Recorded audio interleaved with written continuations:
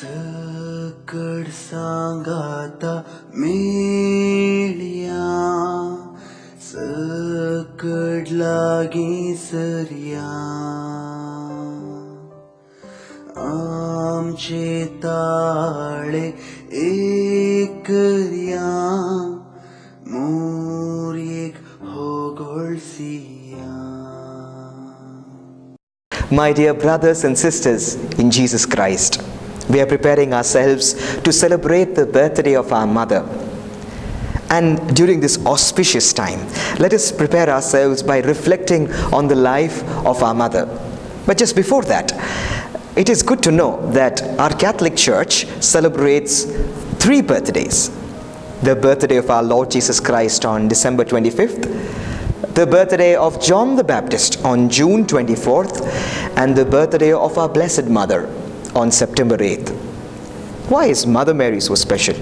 Is this something which we Catholics have invented, or we give her extra glory? No. In fact, when we read the Gospel according to Saint Luke, we read the entire narrative of the Annunciation, we see the title of Full of Grace. Hail, full of grace, the greeting of the angel to Mother Mary. In fact, it was the Lord who gave her the honor. And Mother Mary said yes. She said yes at that moment of Annunciation. She said yes throughout the journey when she moved from Bethlehem to Egypt, and Egypt to Nazareth carrying the child in her womb. She didn't say no, but she said yes. She said yes when Jesus was preaching in the synagogues and he was being cursed and being blamed. I'm sure she had to also face the consequences of it. But she said yes to the Lord. She said yes when her only son was beaten at that pillar, being scourged, cursed, stricken. She said yes. She said yes when her only son was crucified. She said yes, yes, and yes.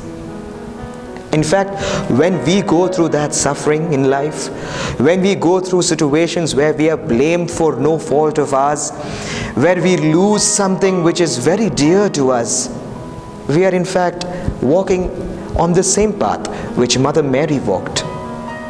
And just like Mother Mary said yes, we are called to say yes. In fact, Saint Peter in his letter, chapter 2, verse 9, he says, "You are a chosen race, a royal priesthood, a holy nation. We are being called to be set apart." Jesus Christ says in the Gospel according to Saint Matthew, "You are the light of the world, a city built on a hilltop, which cannot be hidden." And therefore, we are called for something great. And just like Mother Mary was picked out from the natural processes of life to do something supernatural, we are called to leave aside the natural tendencies of the world and to trace the supernatural, to trace God, to find God, and to say yes to Him. The Lord is always waiting for us. In fact, in the book of Isaiah chapter 43 verse 1, he says, "I have called you by name and you are mine." And so the Lord is calling us. What is our response to Him? In fact, during this feast, it will be beautiful if we can say yes to the Lord. He has called us for something special. Yes, that comes with a price. That comes with its own sufferings. It comes with its hardships.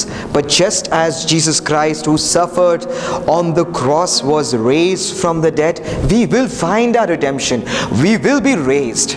The Lord has a plan to make us great. In fact, St. Paul in his letter to the Romans chapter 8 verse 37 says, "We are called to be more than conquerors."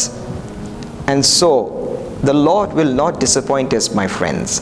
The Lord will not dishearten us if we only learn to give our complete selves to God.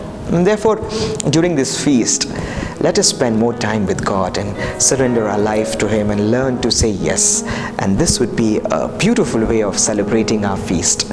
May this message which we share bring a blessing to you. If you have benefited from this message, do share with your friends and relatives.